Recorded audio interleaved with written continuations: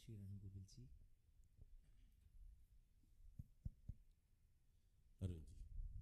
अरुण जी से क्षमा मांगेगी क्योंकि वो भल्ला जी का फ़ोन बार बार मेरे मोबाइल पे आ रहा था।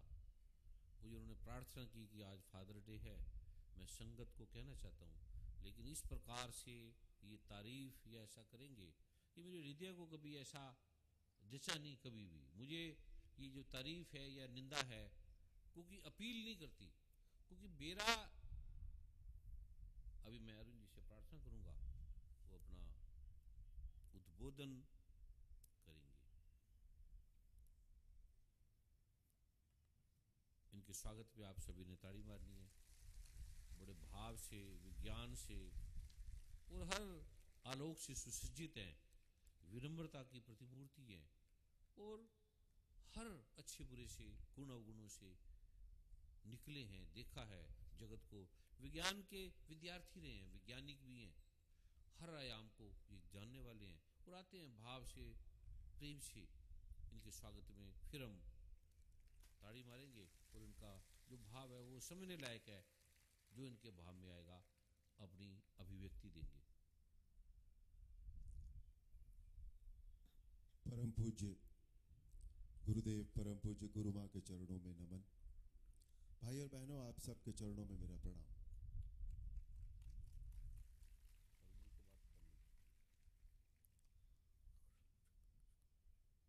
गुरु जी ने आज्ञा दी है कुछ कहने के लिए। 1-2 मिनट के लिए कोई भी स्थान नहीं छोड़ेगा। अभी पासवर्ड देने जा रहा हूं, कोई भी स्थान नहीं छोड़ेगा। बड़ा अद्भुत है ये, सब संसार को छोड़ के भी ये मिल जाए तो अद्भुत है। अरुण जी अपनी अभिव्यक्ति जारी रखेंगे।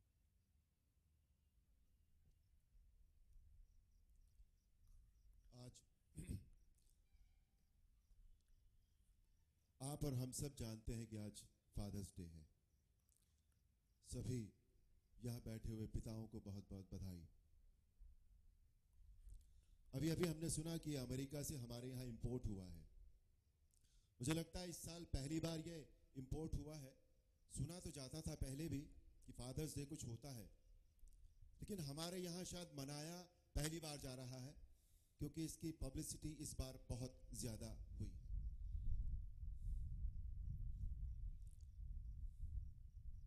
कई दिन से क्योंकि ये बात चल रही थी, तो कुछ लोगों को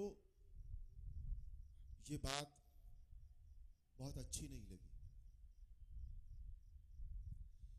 उन्होंने ये कहा कि साहब, हम अमेरिका के पीछे या विदेशी जो सभ्यता है, ये विदेशी सभ्यता का प्रतीक है हैप्पी फादर्स डे, तो हम उसके पीछे क्यों भाग रहे हैं।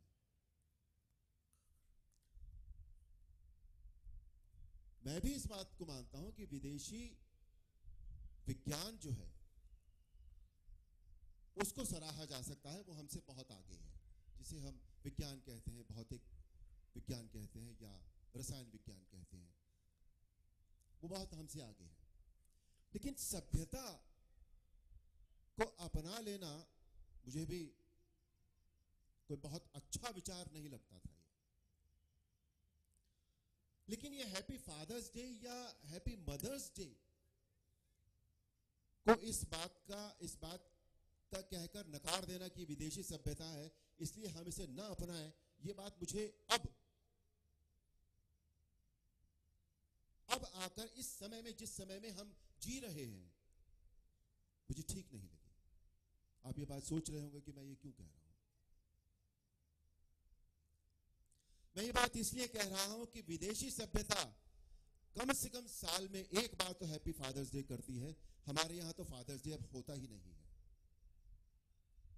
फादर्स डे नहीं होता है, इसका अर्थ यह है कि अब हमारे समाज में पिताओं की क्या जगह है, ये हम सब जानते हैं। कल गुरुजी ने अपने वचन में कहा कि एक पिता 10 बच्चों को पालता है, लेकिन 10 बच्चे मिलकर एक पिता को नहीं पाल सकते। अब क्या यह है फादर्स डे? हम जो ये कहते हैं कि विदेशी सभ्यता को मत अपनाओ, क्या हम इस साल में एक भी दिन अपने बूढ़े माँ बाप याद आते हैं? कुछ लोगों को जरूर आते होंगे, कुछ में अभी भी इंसान है, हम में से कुछ अभी भी इंसान है। लेकिन आप सब बैठे हैं यहां पर, सबके बूढ़े माँ बाप होंगे। पूछिए अपने आप से, अपने दिल से कि किस किस को अपने माँ बाप साल में कितनी बार याद आते हैं। ओल्ड होम्स,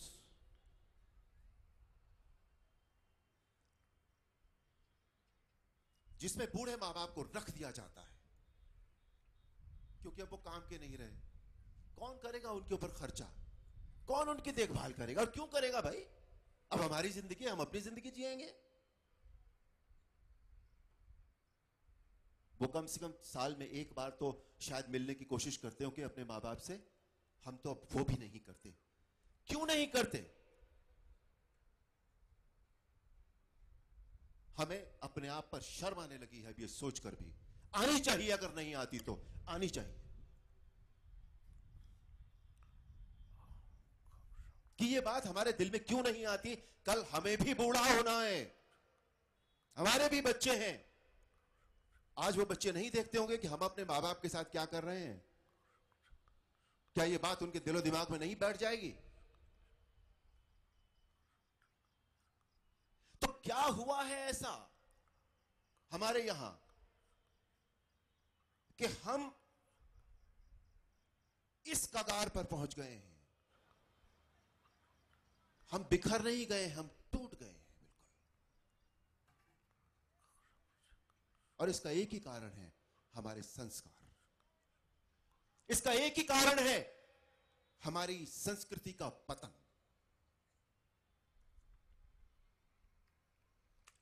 वो संस्कृति जो हमें सुख देती थी, वो संस्कृति जो हमारे मन में शांति रखती थी, वो संस्कृति जो हमारी सोच को कभी जिसने इधर उधर बिखरने नहीं दिया, वो संस्कृति नहीं रही। वो संस्कार नहीं रहे। जब संस्कृति नहीं रही तो संस्कार भी नहीं रहे। हम में से कितने व्यक्ति ऐसे हैं जो सुबह उठकर अपने मां बाप को प्रणाम करते होंगे? नहीं होगा। यदि कोई है तो मैं जरूर उनके चरण छूना चाहूंगा।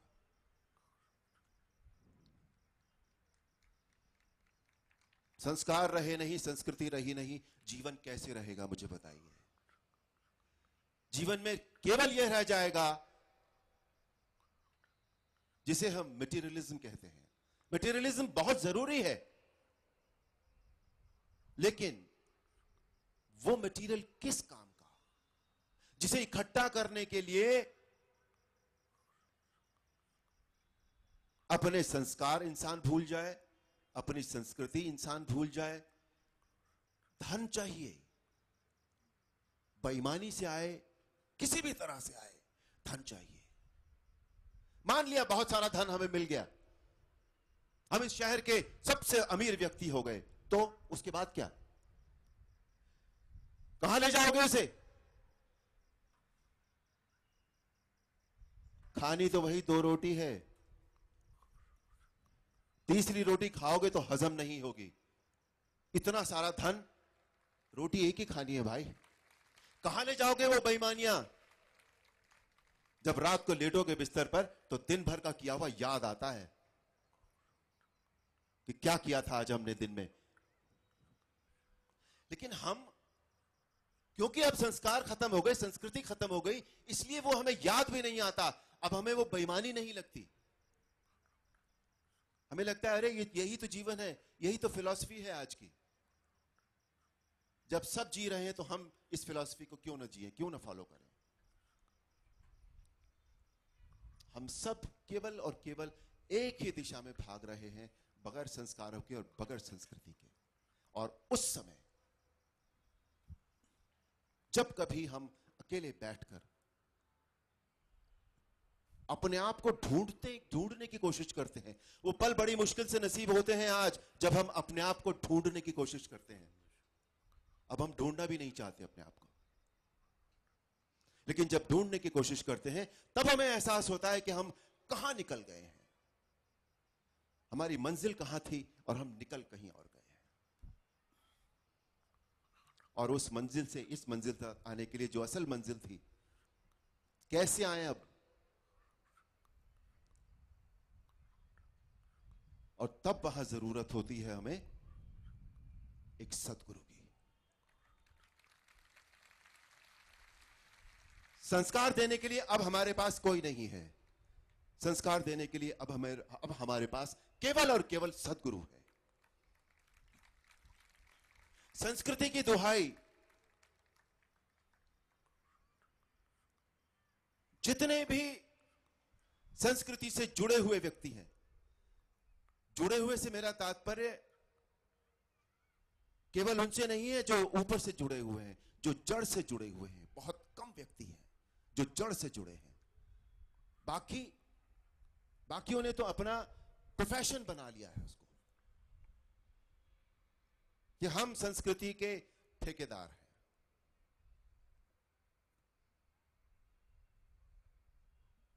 संस्कार आज केवल सद्गुरु देता है, संस्कृति आज केवल सद्गुरु देता है। और जब संस्कार और संस्कृति सद्गुरु देता है तब हमारा जीवन बनता है। मटेरियलिज्म बुरा नहीं है, लेकिन हर चीज की एक लिमिट होती है, एक मर्यादा होती है, एक हद होती है।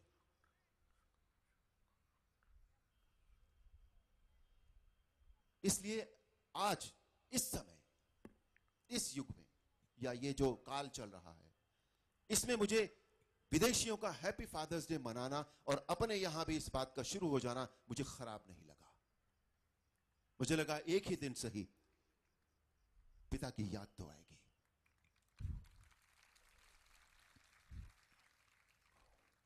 और यहां बैठा है पिताओं का पिता, परम पिता।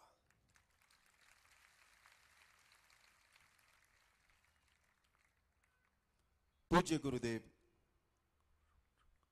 अभी यहां बहुत सारी बातें हो रही थी, हमारे पूज्य डॉक्टर साहब ने बहुत सारी बातें कही, गुरुजी ने भी बहुत वचन कहे। मैं बहुत उन बातों से कंफ्यूज हो गया था, मैं सच बता रहा हूं आपको। जो डॉक्टर चावला का और गुरुजी का वार्तालाप चल रहा था, उसने मुझे बड़ा कंफ्यूज कर दिया था और मैं उससे निकलना चाहता था बिल्कुल। और मुझे कल की बात गुरुजी की बहुत अच्छी तरह, पता नहीं क्यों कहीं लग गई थी मुझे, कि एक पिता 10 बच्चों को पालता है लेकिन 10 बच्चे मिलकर एक पिता को नहीं पाल सकते। इसलिए मैं वो बात आपके सामने रखना चाहता था।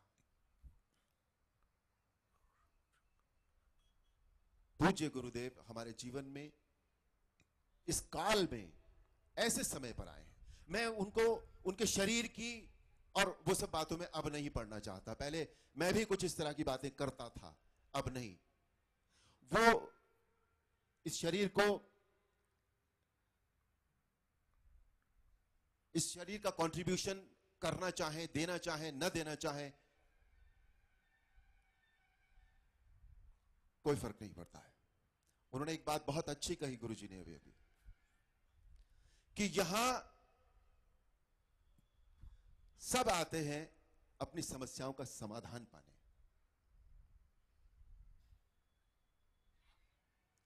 कल को यदि इस आसन पर कोई और बैठा होगा तो भी समस्याओं का समाधान पाने आप सब यहीं आएंगे, हम सब यहीं आएंगे। जब ये है तो वो ठीक कहते हैं कि शरीर से मोह क्यों है। और मेरा ऐसा मानना है पूज्य गुरुदेव कि आप जब ये बात कहते हैं, समझाते हैं बार बार कि इस शरीर को मत पूजना, तो क्या वाकई संगत इस शरीर को पूज रही है? संगत अपनी समस्याओं के समाधान के लिए यहां आती है। उस समय शरीर ये हो या कोई और हो, क्या इस बात से कोई फर्क पड़ेगा? जैसा आपने कहा कि बाजार में जाता है व्यक्ति सामान खरीदने के लिए, उसे सामान चाहिए, सेल्समैन उस वक्त कोई भी हो, उसे फर्क पड़ेगा? आप कहते हैं वो सेल्समैन को तो नहीं पूछेगा। ये पूज्य गुरुदेव की कृपा है कि वो समझाते हैं। हम उसे समझना चाहें तो हमारे भले के लिए है, न समझे हम तो भी पूज्य गुरुदेव यही कहेंगे कि तुम नहीं समझोगे तो भी तुम्हारे भले के लिए है। ये होता है सतगुरु, और ये सही बात है। पूज्य गुरुदेव यहां नहीं भी हो, इस आसन पर समागम हो और वो आसन पर नहीं हो, तो भी वो कहीं भी होते हुए भी वही दिव्य बीज मंत्र हमें प्रदान कर देंगे, और वही उनका जो प्रभाव हमारे ऊपर होगा, वो चाहे सशरीर यहां हो या ना हो। वो शरीर को तो इसलिए कह देते हैं कि एक आडंबर न फैले, लेकिन आडंबर मनुष्य के साथ जब से मनुष्य बना है तब से है और सदा रहेगा, इसको कोई नहीं तोड़ सकता।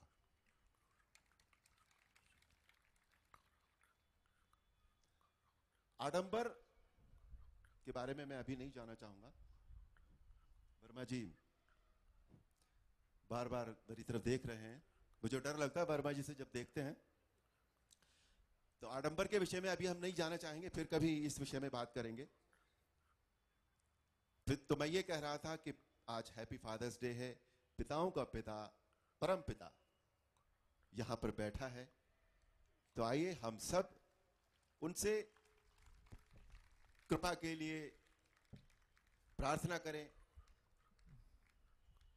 कि हम सब की जो समस्याएं हैं, हम सब आए हैं यहां अपनी अपनी समस्याओं के लिए है। Let's be frank enough. बहुत कम भाई बहन ऐसे होंगे जो इस सब से ऊपर निकल गए हैं। मैं ये नहीं कहता, इस सब से ऊपर निकल गए हैं, जिन्हें जो समस्याओं के समाधान के लिए नहीं आते यहां पर, जो अध्यात्म के लिए आते होंगे। आप सभी को बहुत बहुत बधाई। और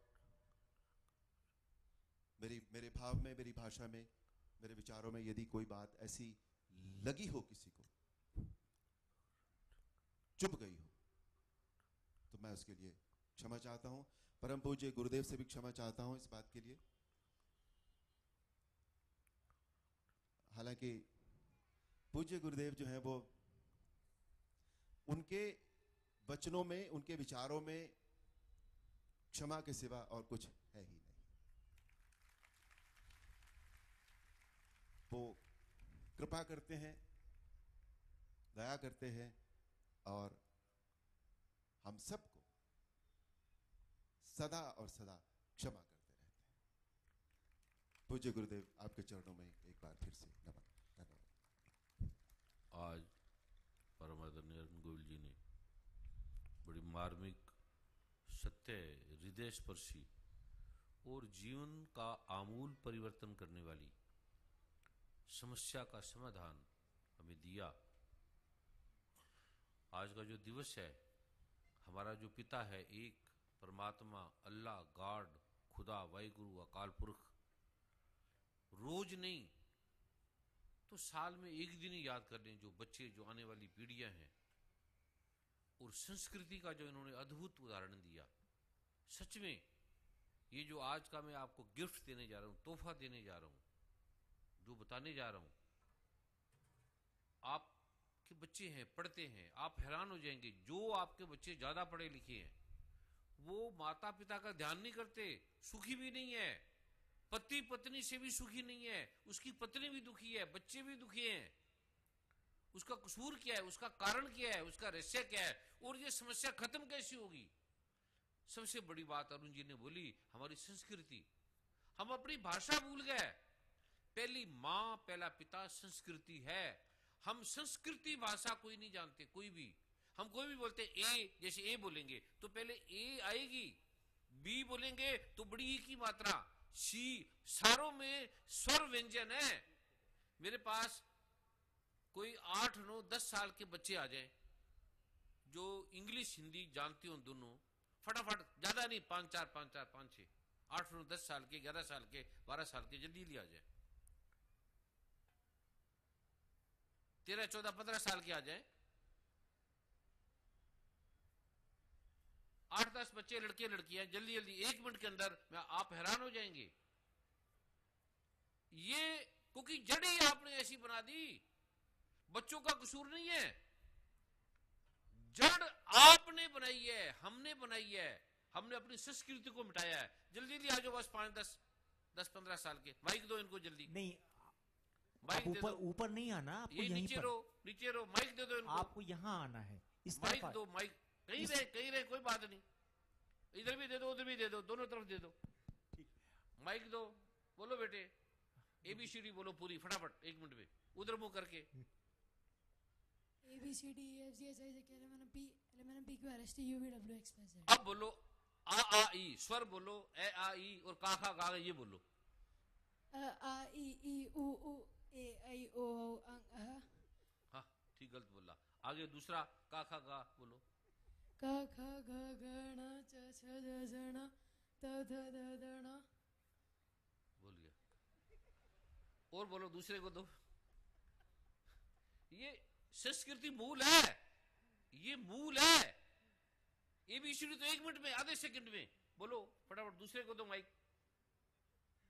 क ख ग घ ण पहले ABCD बोलो ABCD फटाफट। EFG HIJ KLM PQRSTUVWXYZ। अब बोलो पहले आ ई, ए आ ई ई उ ऊ ए आई ओ औ अं अ। आगे फिर का खा गा। क ख ग घ ङ च छ ज झ य ये त ठ ढ ढ ण त थ द ध न प फ प भ म। आगे य र ल व शत्रज्ञ। और किसी को दो। ये इसके स्वागत में ताड़ी मारो, किसी को याद तो है। बोलो ABCD EFG HIJ KLM NOP QRSWXYZ। आगे क ओ आ। अ उ ऊ आई ओ अ उ ऊ ई आ ई उ ये बोलो। यहाँ से स्वर, स्वर व्यंजन बोलो। ए आ उ ऊ। संस्कृति भूल गए। बोलो बेटे ABCD EFG HIJ KLM NOP QRSTUVWXYZ। आगे ए आ ई आ ई उ। संस्कृति भाषा इससे बनी है। और ये जो मैं मंत्र ABC दे रहा हूं ये संस्कृति भाषा के हैं, आपके सारे दुखों का अंत करने वाले हैं। सारी बीमारियों का, रोगों का, कष्टों का, जितने बच्चे पढ़ रहे हैं उतने बीमार हो रहे हैं संस्कृति भाषा भूलने से। आप हैरान हो जाएंगे, ये मंत्र संस्कृत भाषा के हैं। अभी जर्मन चाहिए बेटिया, जर्मन वाली कहाँ है? आजा, इसको माइक दो। मुझे नहीं लगता अगर प्रतिभाशाली होंगे तो। हेलो, तो आगे जल्दी आओ। अब जर्मन में यहां से भारत से पढ़ लिखे और अब ABCD फटाफट बोलेगी और आगे वो भी बोलेगी स्वर व्यंजन। कसूर किसका है? बोलो ABCD बोलो। ABCD EFG HIJ KLM NOP QRSTUVWXYZ। अब ए आ ई बोलो, ए आ ई वाला बोलो। आ ई ई उ ऊ ए ए। और जर्मन में पढ़ रही है, बड़ी प्रोफेसर है। बैठ जा। और बोलो संस्कृत भाषा जड़ ही खत्म है और ये देव भाषा है, इससे सारे दुखों का समाधान होता है। सबसे पहले मेरी एक गिफ्ट है, आप बच्चों को सब सिखाओ, जर्मन है जो भी भाषा सिखाओ, लेकिन उन्हें आधा खेल सिखाओ, सब सिखाओ, पर उन्हें आधा घंटा संस्कृत जरूर सिखाओ। आधा घंटा केवल रोज, आधा 15 मिनट सिखा दो, कोई बात नहीं। और सभी बच्चे भी पढ़ेंगे, मां बाप भी पढ़ेंगे। जो इसके लिए तैयार है वो हाथ खड़ा करे। आपके रोग हटेंगे, आपकी बीमारियां अमीर बनेंगे। अभी यहां इसके बड़े प्रतिभाशाली हैं, अरबोपति हैं और संस्कृत को जानते हैं, भाषा को जानते हैं। आज भी बुजुर्ग रह गए, कल ये चले जाएंगे तो भारत समाप्त है। अमेरिका में तो एक फादर नहीं है, कई फादर है उस बच्चे के। यहां तो अभी शुक्र करो फादर एक है, वहां कई फादर है, इसलिए मजबूरी है। वर्मा जी बोल AI बोलो।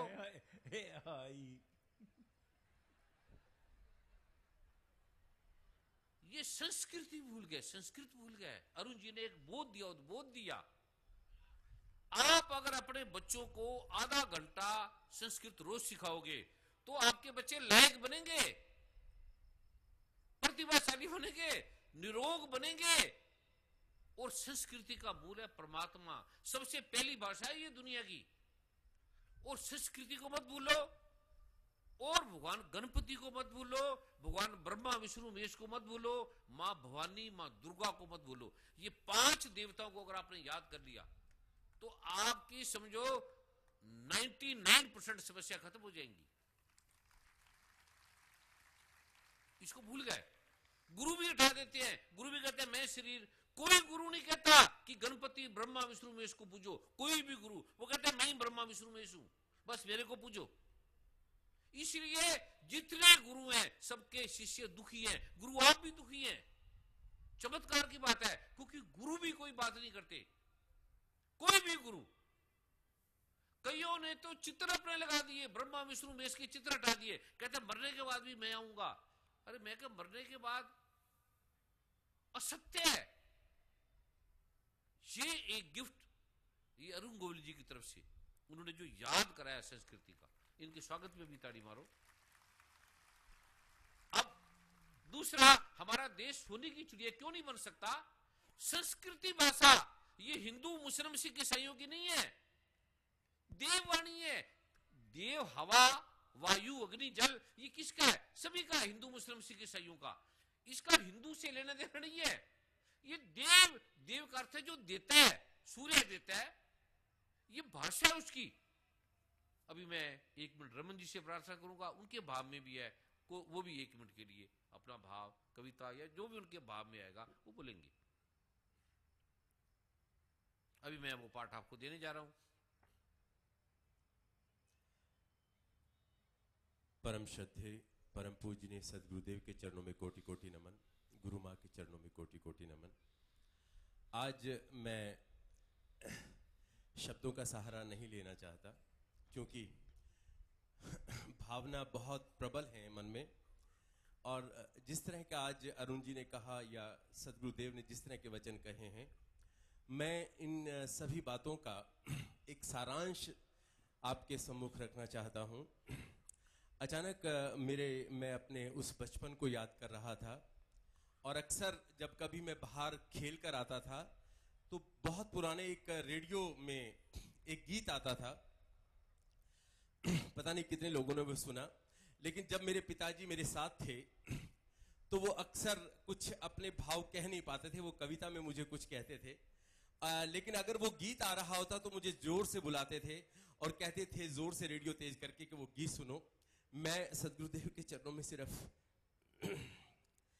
वही शब्द आज रखना चाहता हूं, और मैं चाहता हूं कि ये सब पिता की एक कामना है। ऐ मेरी आंखों के पहले सपने, मासूम सपने, रंगीन सपने, पलकों का पलना झुलाऊं तुझे, गा गा के लोरी सुलाऊं तुझे। हो ऐ मेरी आंखों के पहले सपने। और मैं गुजारिश करूंगा सभी उन पुत्रों से कि जब पिता के सपनों का सजोने की बात आए तो वो जरूर उन सपनों को उस उम्र में पूरा करे। यही मेरी सदगुरुदेव के चरणों में।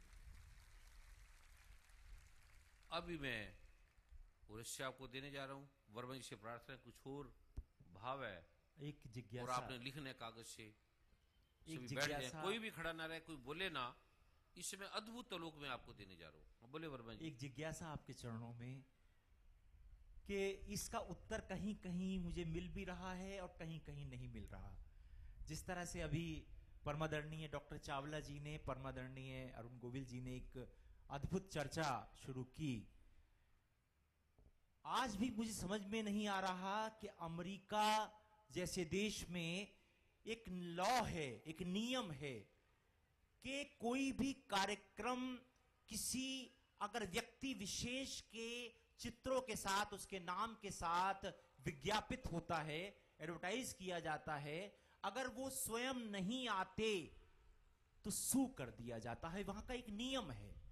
तो क्या कारण है कि पिछले वर्ष अमेरिका की जो यात्रा रही, समागमों का आपकी कृपा से जो सिलसिला रहा, उसमें 11 कार्यक्रम में से 8 में आप शारीरिक रूप से नहीं रहे।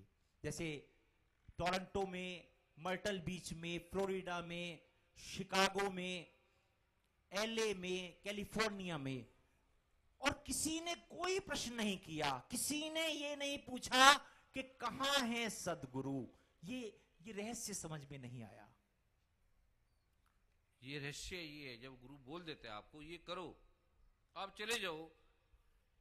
अब वर्मा जी जाने लगे, मैं क्या मैं नहीं आऊंगा, आपको बता रहा हूं। कहते गुरु जी वहां फिर क्या होगा, लोगों ने फार्म भरे हैं, लोगों ने अपॉइंटमेंट ली है, वहां ऐसा सिस्टम है। मैंने कहा कोई आपको कुछ नहीं कहेगा, आप ये पाठ करके जाओ, प्रभु का ध्यान करो। और कांपने लगे। मैं कहा गुरु मां जाएंगी, और या मैं किसी को भी भेज दूंगा, किसी बच्चे को भी भेज दूंगा, आगे से ध्यान रखना। मैं अगर सत्संग हो रहा है और मैं नहीं भी आता, तो मैं अगर बोलता हूं कि ये बच्चा बैठेगा, बीज मंत्र कोई भी दे देगा, तो आप 1% भी मत सोचना कि वहां गुरु नहीं है। ये मैं परमात्मा की कसम, मुझे परमात्मा ने कहा है, ये पहले सुन ले, आपके काम हो जाएंगे। कोई बीज है, कुछ भी, कोई भी बच्चा हो, कोई भी लड़का हो, मैं किसी को भी, जिसको भी भेजूं, गुरु किसी को भी आपके पास भेजता है, आपके धाम में भेजता है, तो आप उसको गुरु की तरह लो। उस समय किसी को भी, चाहे वो बदमाश है, चाहे वो चोर है, चाहे वो, उससे आपकी विचारधारा नहीं मिलती, आप जब गुरु उसको भेजता है जिसको भी, तो आप उसका सम्मान देना। ये मुझे परमात्मा ने कहा है, परमात्मा की कसम, आपके काम हो जाएंगे। ये नोट कर लेना। किसी, चल मैं वर्मा जी को भेज दूं, रमन जी को भेज दूं, किसी को भी भेज दूं, आप सोचना भी मत कि गुरु जी नहीं आए। और अभी ये जो पहली बार इस धरती पे, क्योंकि ये जन्मभूमि है, इसमें ऐसा अद्भुत लोग दिया जाएगा जो सोचा भी नहीं है कि इस धरती से 1 लाख लोग प्रचारक America, Canada, England, Europe, Bharat, पूरे विश्व में जाएंगे। और ये सनातन का, कष्टों का, रोगों का, दुखों का, आर्यावर्त का जो ऋषियों का लोक है, गुरु ग्रंथ साहब का है, कुरान पाक का है, बाइबल का है, धम्मपद का है, जो हमारे दुखों को हरने वाला है, वो जाकर उसका प्रचार करेंगे। ये पहली बार इसका यहां घोषणा की जा रही है। अद्भुत। और अथाह धन आपके पास होगा, लोग पूजेंगे, नाम होगा, यश होगा। जो निर्धन है, जो गरीब है, जिनका कोई नहीं है, जो अनाथ है, जो विधवा बहनें हैं, जिनको घर से बेघर कर दिया, निकाल दिया, वो अपना फार्म भर देंगे कि मेरा कोई नहीं है। आप सालों में देखोगे वो अरबोपति बन जाएंगे। फार्म भर देना कि मेरा कोई नहीं है, मैं अनाथ बच्चा हूं, या मैं विधवा हूं, चलने उठने वाला हो, भाषा आती है नहीं आती, बोलना जानता है, कितना पढ़ा लिखा है, राजस्थानी जानता है, क्या भाषा जानता है, ये आप उसको फार्म भर देना। उसको मैं केवल कुछ मंत्र दूंगा ऐसे, वो भाषा बोलने लगेगा, इंग्लिश बोलने लगेगा, मैं पूरे वर्ल्ड में जाता हूं, वो जो भाषा चाहे वो बोलने लग जाएगा। ऐसा आलोक दूंगा। ये इसलिए दे रहा हूं कि पढ़ने के साथ हमारे जीवन में सुख है। हम दुखी बड़े हैं, रोगी बड़े हैं, हमारा खाना तो भारतीय नहीं है। राजस्थान का खाना विश्व में प्रसिद्ध है, और राजस्थान में मैकडोनल्ड, राजस्थान में ये फास्ट फूड जो बीमारियों का घर है, राजस्थान में कोका कोला, कैंपा कोला। मेरा इनसे वैर नहीं है, लेकिन इसमें आप हैरान होंगे, इसके अंदर वो तत्व हैं जो जहरीले तत्व हैं, हमारे शरीर का नाश करते हैं। और राजस्थान के भोजन से बढ़ के भोजन इस संसार में नहीं है, और वो खत्म होता जा रहा है। स्वाद का, आनंद का अद्भुत आलोक है। ये मैं संस्कृति का एक आपने करना। दूसरा, जो प्रचार में भारत में कहीं भी पूरी दुनिया में जाना चाहते हैं, सेवादार में, वो अपना नाम लिखाएंगे, उन्हें धन भी मिलेगा, आने का, जाने का, उनका विजय का सारा लोग बनेगा, उन्हें शिक्षा मिलेगी, यूनिवर्सिटी बनेगी, स्कूल बनेंगे, जैसे डॉक्टर साहब ने कहा कॉलेज बनेंगे। यहाँ भी अभी वर्मा जी कह रहे थे कुछ स्थान लिया गया है, तो यहाँ आप खाली बैठेंगे, जो टूरिज्म आता है, यहाँ टूरिज्म बढ़ जाएगा। उस स्थान पे केवल 5 मिनट बैठेंगे, डॉक्टर आपका ESR टेस्ट करेंगे, TLC DLC वहां टेस्ट करेंगे, अल्ट्रासाउंड करेंगे, स्कैनिंग करेंगे। जो लोग आएंगे वह बैठेंगे 5 मिनट और आपकी बायोकेमिस्ट्री बदल जाएगी, आपका बायोलॉजी बदल जाएगी, विज्ञान बदल जाएगा। ये ऐसा अद्भुत रूप मैं आज यहाँ देने जा रहा हूँ। और एक स्थान ले लिया आपने, छोटा सा, वर्मा जी ने कहा था ऐसा, रमन जी ने, अरुण जी ने कोई लिया है, तो उसको बना लो, और उसमें एक मैं यंत्र दूंगा, और खाली 5 मिनट आपने उसकी तरफ देखना है, और वो जो मंत्र का पाठ है वो 1-2 मिनट करना है बस, और फिर अपने घर चले जाना है, या आप जो काम करते हो वो करते रहना है। आप हैरान हो जाएंगे, आपका दिन बदल गया, आपकी कुंडली बदल गई, आपका सारा कुछ बदल गया। ये भगवान शिव की शक्ति भूल गए, ये संस्कृति की शक्ति भूल गए, भगवान ब्रह्मा विष्णु महेश मां दुर्गा की शक्ति भूल गए। तभी दुख है, तभी आप गुरुओं के पास जा जाके भी दुख नहीं मिट रहे, क्योंकि गुरु आपको ठीक दिशा नहीं दे रहे, ठीक माता पिता भी ठीक बच्चों को नहीं दे रहे। कौन माता पिता कहता है कि मेरा बच्चा संस्कृत सीखे? माता पिता भी नहीं बच्चों को समझाते। बच्चों का कसूर क्या है? आप जहां डालेंगे वो पढ़ेंगे। आप उसको, अभी मेरी बेटी ने मुझे बताया, उन्होंने संस्कृत की दिल्ली यूनिवर्सिटी की टीचर को बुलाया पढ़ाने के लिए। वो कहते दिल्ली यूनिवर्सिटी संस्कृत बंद कर रही है, कहते यहां कोई बच्चा ही नहीं पढ़ता। हैरानगी की बात है, हमारी भाषा इस देश जो सोने की चिड़िया थी वो दोबारा सोने की चिड़िया बनेगी। हर आदमी सुखी होगा, रोगों से पार होगा, दुखों से पार होगा। ये संस्कृत भाषा बनाएगी, फिर सोने की चिड़िया, अथाह धन। ऐसे ऐसे मेरे पास लोग आते हैं कि गुरुजी हमारे पास इतने लाख करोड़ रुपया पड़ा है, अमेरिका में पड़ा है, स्विट्जरलैंड में पड़ा है, आप ले लो। मैं कहा मुझे ऐसा नहीं चाहिए, सरकार के द्वारा आप उन्हें देंगे, सरकार नहीं करेगी तो हम प्रार्थना करेंगे। जो अच्छे अच्छे नेता हैं, किसी सरकार के हो, कांग्रेस की है, बीजेपी की है, किसी दल से हैं, उन्हें प्रार्थना करेंगे कि वो इस धन का, इनका 5 करोड़ है, लाख 5 लाख है, तो इन्हें थोड़ा वाइड करके इन्हें दे दो। ये जन कल्याण में लगाएंगे, सारी चीजों में लगाएंगे। अनाथ है, बच्चे हैं, विधवाएं हैं, ऐसी यूनिवर्सिटी का ये प्रारूप बनेगा। तो प्रभु कृपा करे, हमारी सरकार अब ऐसी बनेगी आने वाली, जो आने वाली सरकार बनेगी उसका ये बीज रोपण किया जा रहा है। जो इसमें सहयोग देना चाहते हैं हाथ खड़ा करें। भारत में पूरा विश्व आएगा भारत के दर्शन करने, भारत पे दुख हटाने, भारत की सरकार से, क्योंकि वो लाभ बनेगा संस्कृति के द्वारा। जैसे भगवान वशिष्ठ ने भगवान राम को दिया, क्योंकि धर्म खो गया। पहले सरकार था धर्म, फिर अर्थ, फिर सरकार, फिर काम, फिर मोक्ष। अब धर्म है ही नहीं, सरकार ही धर्म को नहीं मानती। कोई भी सरकार, पहले स्कूलों में प्रार्थना होती थी, कुरान पाक की प्रार्थना, गुरु ग्रंथ साहब की प्रार्थना, धम्मपद की प्रार्थना, जिनवानी की प्रार्थना, भगवान वाल्मीकि की प्रार्थना, भगवान गोस्वामी तुलसीदास की प्रार्थना, भगवान स्वामी दयानंद सरस्वती की प्रार्थना। कोई प्रार्थना नहीं है, वेदों की प्रार्थना नहीं है। ये आलोक हमारे देश को कहां लेके जाएगा, कितना ऊंचा लेके जाएगा।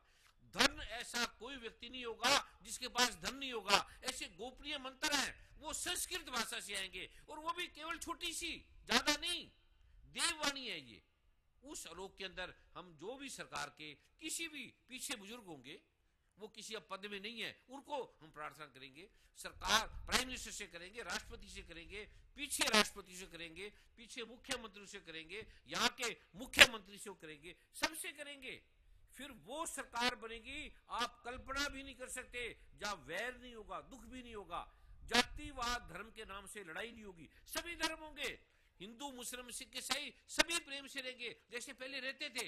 अभी मारा जा रहा है उन्हें, बच्चों को मारा जा रहा है नशों में, ड्रगों में।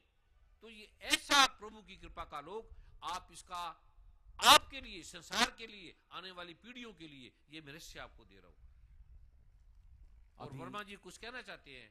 अभी इसी तरह का जो आलोक है, जिस तरह का जयपुर में आप सब मिलके, हम सब मिलकर ये आलोक कर रहे हैं, तो राजस्थान सरकार के सहयोग से हनुमानगढ़, जो परम पूज्य सदगुरुदेव जी की कर्म स्थली रहा है, वहां पर राजस्थान सरकार के आशीर्वाद से, उनके सहयोग से 12 बीघा 12 बिस्वा जो स्थान है, उसमें भगवान श्री लक्ष्मी नारायण धाम हार्ट हॉस्पिटल बनने जा रहा है।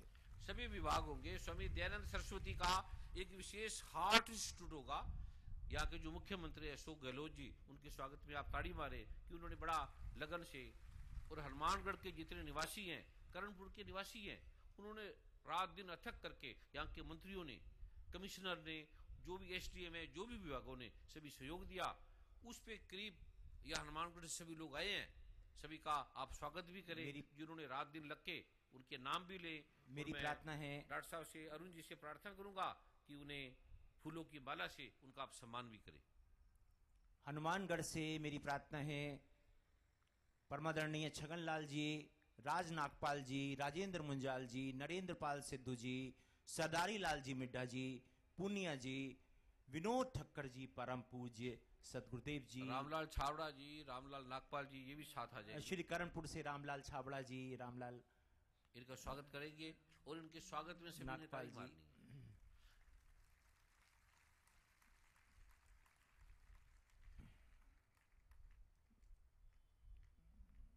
अभी मैं वो इसके बाद दृश्य आपको देने जा रहा हूँ।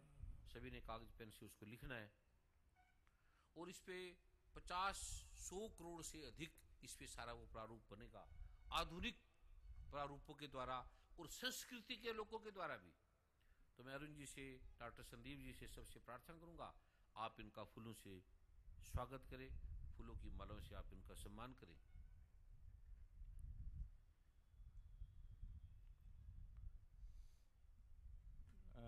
और एक दो सेवादार है, वो भी आ जाएंगे, सभी मिलके जल्दी जल्दी इस कार्य में।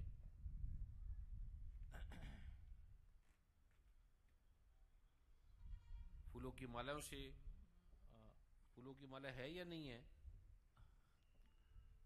नहीं है तो फूल दे दो, कोई बात नहीं। तालियों के महापुष्पों से महापुरुषों का हम अभिनंदन करेंगे, स्वागत करेंगे, माल्यार्पण करेंगे।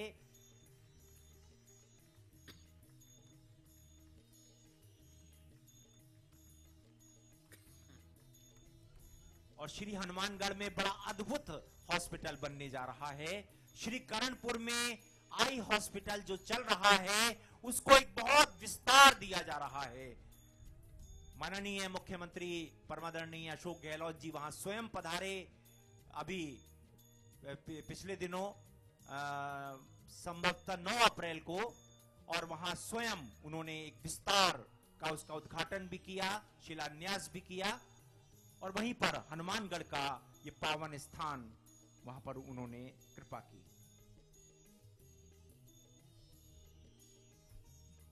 अब मेरी प्रार्थना है, जो सेवादार हमारे भाई हैं, वो जो फादर्स डे का आपकी भावनाओं का जो केक है, वो आप कृपा करिए, आसन पर ले आइए। हम सब मिलकर फादर्स डे मनाएंगे अपने पिता के चरणों में बैठ के।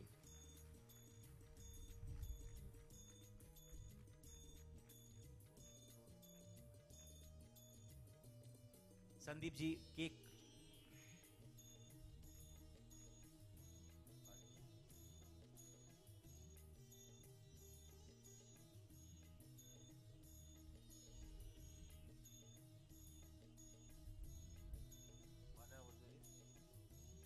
माला और दे दे 2-3।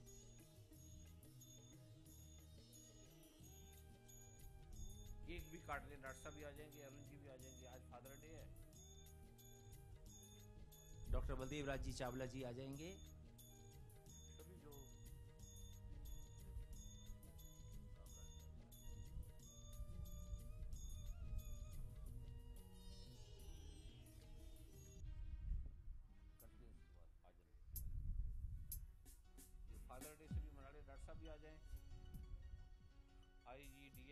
जो भी सारे अमेरिका से, जर्मन से जो बहनें हैं वो भी आ जाएंगे, गुरुमा भी आ जाएंगे। ये बर्थडे है परमपिता परमात्मा का, जिसका जन्म नहीं होता, खुदा का जिसका जन्म नहीं होता, उसकी याद है भगवान ब्रह्मा विष्णु महेश का, जिसका ना जन्म है ना मृत्यु है। ये उसकी याद है, किसी व्यक्ति की शरीर की याद नहीं है। ये हमारे जो सबका पिता है, एक पिता एकस के हम बालक, अल्हम्दुलिल्लाहि रब्बिल आलमीन, एको ब्रह्म द्वितीय नास्ति, उस परमात्मा का हम बर्थडे मना रहे हैं, जिसका जन्म नहीं है, जिसकी मृत्यु नहीं है।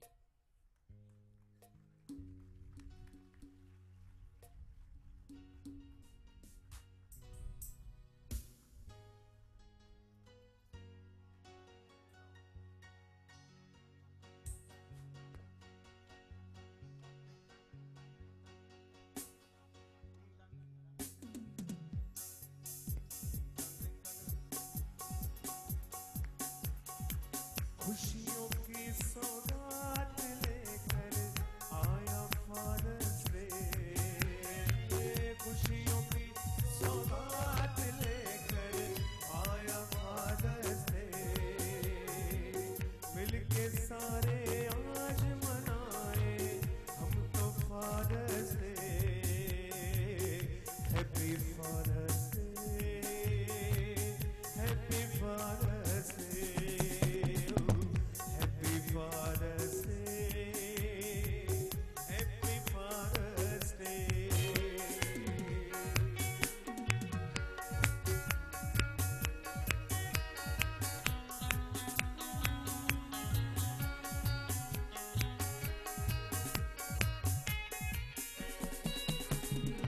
पिता ने हमको योग्य बनाया, कमा कमा कर अन्न खिलाया, पढ़ा लिखा गुणवान बनाकर जीवन पथ पर चलना सिखाया, कमा कमा अपनी संपत्ति का बना दिया हकदार, जिनकी सेवा में हम उतरे नहीं पूरा उपकार। Happy fathers day, happy fathers day, happy fathers day, happy fathers day.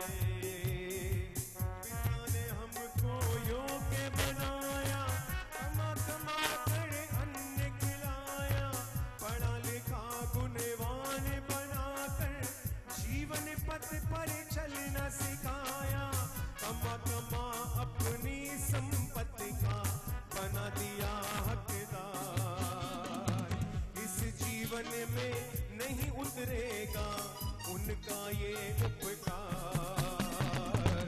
Happy fathers day, happy fathers day, happy fathers day, happy fathers Day.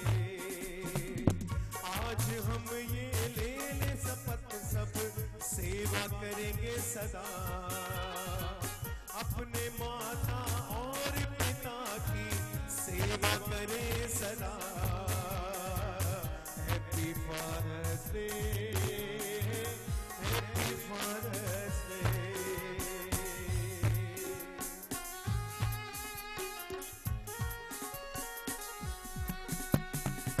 एक पिता एकस के बालक, मिलके कहें सदा। एक बार दोनों हाथ उठाएंगे सभी मिलकर के, दोनों हाथ उठा करके सभी बोलेंगे साथ में। एक पिता एकस के बालक, मिलके कहें सदा। एक पिता एकस के बालक, मिलके कहें सदा। Happy fathers day, happy fathers day, happy fathers day, happy fathers day.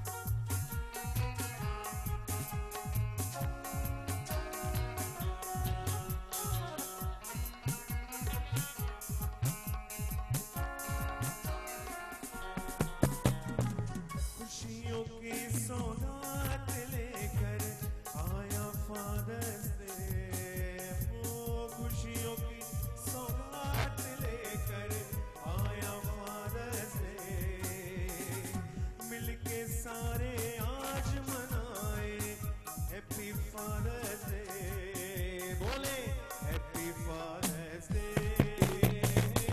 Happy fathers day, happy fathers day, happy fathers day.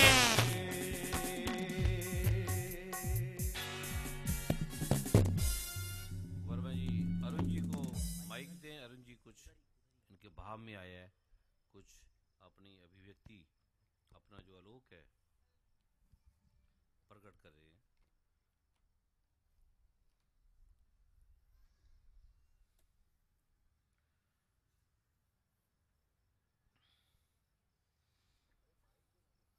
Arun ji को माइक दे दे वर्मा जी। माइक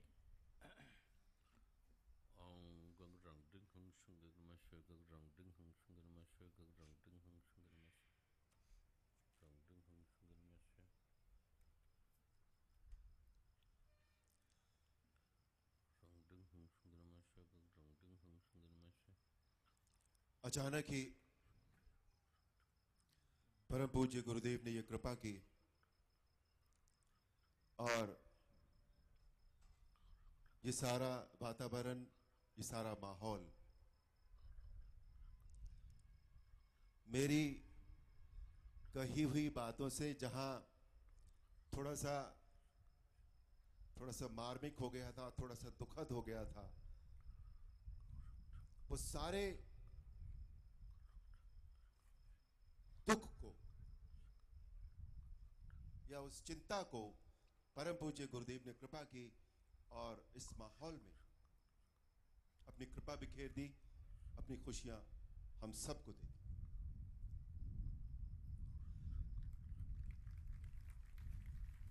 आज जैसे अभी थोड़ी देर पहले पूज्य गुरुदेव ने अपनी एक अभिव्यक्ति दी थी कि आज वो जो कृपा हम पर करने जा रहे हैं, जो पाठ या जो पासवर्ड या जो दिव्य पाठ जो हमें देने जा रहे हैं, जो हमारी समस्याओं को हरेगा, जो हमारी समस्याओं को, कष्टों को दूर करेगा, वो उन्हें आज आज्ञा मिली है कि वो उस दिव्य पाठ को किसी को दे सके।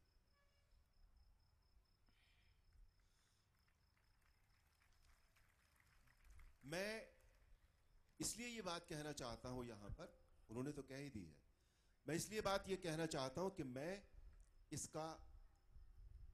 इस बात को आंखों से देखा है। आज मैं उस समय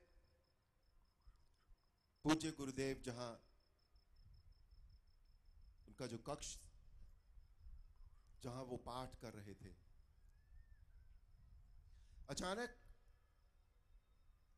मैंने देखा कि पूज्य गुरुदेव कभी भी पुस्तक के साथ कोई पाठ करते हुए मैंने जीवन में उन्हें आज तक कभी नहीं देखा। घंटों घंटों पाठ करते रहते हैं, लेकिन उनके हाथ में मैंने पुस्तक कभी नहीं देखी। अचानक मेरी निगाह पड़ी और मैंने देखा कि एक दिव्य पुस्तक उन्होंने जो उनके पाठ में रखी हुई थी वो उठाई और उसमें से कुछ पेज पलटे और उसके बाद एक पाठ करना शुरू किया पुस्तक में से।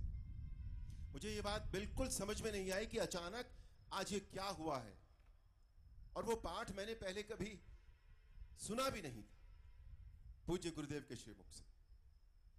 लेकिन मेरी पूछने की मैंने ये साहस भी नहीं की, ये हिमाकत भी नहीं की मैंने कि मैं पूछूं कि पूज्य गुरुदेव ये अचानक आज क्या हुआ था। लेकिन यहां समागम में आते आते उन्होंने ये कृपा की कि मुझे ये बताया पूज्य गुरुदेव ने कि आज मुझे 30 साल बाद आज्ञा मिली मेरे गुरु से, परमात्मा से, कि मैं ये स्वयं पहली बार ये पाठ करूं और सारी संगत को दूं।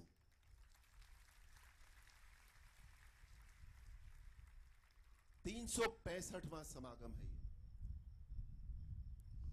एक साल में 365 दिन होते हैं, लेकिन इन दिव्य समागमों का 1 साल पूरा होते हुए, यानी 365 समागम आज हुए हैं, उसको करीब करीब 11 साल लगे हैं। तो जो दिनों का 1 साल होता है, वो समागमों का 11 साल का 1 साल बनाकर 365 दिन बने। इस तरह की कृपा अभी तक, वर्मा जी तो सबसे सीनियर है यहां पर, सीनियर से अर्थात के पूज्य गुरुदेव के सबसे नजदीक और सबसे पुराने समय से वही है। वो भी जानते होंगे इस बात को कि ऐसी कृपा पहले कभी पूज्य गुरुदेव ने कहीं भी किसी भी समागम में नहीं की है। पूज्य गुरुदेव का जो, अब हम उसे ध्येय भी नहीं कह सकते, एम भी नहीं कह सकते, गोल भी नहीं कह सकते, क्योंकि वो उनके जीवन में ऐसा कुछ है नहीं, इस सब से कहीं ऊपर है। वो बहुत कहते हैं हो गया तो परमात्मा का है, नहीं हुआ तो परमात्मा का है। तो कोई ध्येय ऐसा नहीं है। लेकिन साथ ही साथ ये हमें समझ में आता है कि जिस जन कल्याण की भावना को लेकर उन्होंने ये यात्रा शुरू की 10-11 साल पहले, उसको लेकर कुछ तो, चाहे वो जन कल्याण की भावना ही क्यों ना हो, वो भी एक ध्येय हो सकता है, या वो उनके मन की इच्छा हो सकती है, या उनके मन की चाह हो सकती है कि एक ऐसा समाज बने, एक ऐसा देश बने, एक ऐसी दुनिया बने जहां कष्ट ना हो, जहां समस्याएं ना हो, रोजमर्रा की समस्याएं ना हो, बड़ी समस्याएं ना हो, कष्ट बिल्कुल ना हो, बाधाएं ना हो। पूज्य गुरुदेव हमारे लिए जितना करते हैं, उतना मुझे नहीं लगता कि हम सबके जीवन में कोई भी व्यक्ति ऐसा होगा जो निस्वार्थ भावना से ये करता होगा। आज हम किसी के पास भी जाते हैं, कोई भी किसी भी कार्य के लिए, सबसे पहले व्यक्ति पैसे मांगता है। मुझे क्या मिलेगा, मैं क्यों करूं तुम्हारा ये काम, अरे नहीं नहीं बाद में आना, अरे तुम्हें नहीं पता बड़े साहब को भी देना पड़ता है। मतलब हजारों तरह की बातें होंगी, बगैर पैसा लिए, बगैर पैसे की बात के कोई काम नहीं करके देता। तो हम बड़े सौभाग्यशाली हैं कि हमारे जीवन में एक ऐसा व्यक्तित्व, हम सबकी समस्याओं को सुलझाने का, उन्हें दूर करने का, एक जन कल्याण की भावना को लेकर एक व्यक्तित्व हमारे साथ खड़ा है। हमें वो ये नहीं कहता कि मेरे साथ चलो, लेकिन कुछ बातें जरूर कहता है। तो क्या हम कुछ नहीं सोच पाते इस व्यक्तित्व के बारे में? नहीं, इस व्यक्तित्व के बारे में हम सोच भी नहीं सकते, ये हमारी थाह के पार है। इस व्यक्तित्व के बारे में नहीं, इनको कुछ देने के बारे में नहीं, हम इस योग्य नहीं हैं, हम लेने आए हैं, देने की योग्यता हमारे अंदर नहीं है। लेकिन हम अपने लिए तो कुछ कर सकते हैं। अपने लिए से मेरा तात्पर्य यह है कि यदि मेरी समस्याएं ठीक हो सकती हैं, तो मुझे क्या मेरे मन में यह बात नहीं आनी चाहिए कि जो मेरा पड़ोसी है उसकी भी समस्या ठीक हो जाए, या जो दूसरे शहर में एक व्यक्ति रहता है, चाहे वो कोई भी व्यक्ति हो, उसकी समस्या ठीक हो जाए? क्या हमारे मन में ये बात नहीं आनी चाहिए? इसी को संस्कार कहते हैं। जो मैं बात संस्कृति की उस समय कर रहा था, वो यही है। ये गुजारिश है, प्रार्थना है, अपील है, या अगेन वही बात है कि हम अपने मन को कहीं टटोल कर देखें और ये देखें कि हम इस जन कल्याण में, हमारा तो कल्याण हो ही रहा है, होगा ही, लेकिन हमारा कर्तव्य यह भी बनता है कि हम दूसरे व्यक्ति के बारे में भी सोचें, सिर्फ अपने बारे में न सोचें। जिस दिन हम दूसरे व्यक्ति के बारे में सोचना शुरू कर देंगे, हमारा अपने आप अच्छा होना शुरू हो जाएगा। तो इसलिए इन दुर्लभ क्षणों का, ये दुर्लभ क्षण है, ये बार बार नहीं मिलते हैं, और ऐसा क्षण जिसमें पूज्य गुरुदेव आज ये कृपा देने जा रहे हैं, ये क्षण तो पता नहीं दोबारा कब आएगा। परमात्मा करे रोज आए, गुरुदेव कृपा करें तो ये रोज आए, लेकिन ये रोज आने वाले क्षणों में से नहीं है। इसलिए इस आंदोलन में, मैं इसे आंदोलन भी कह सकता हूं, जन कल्याण का आंदोलन।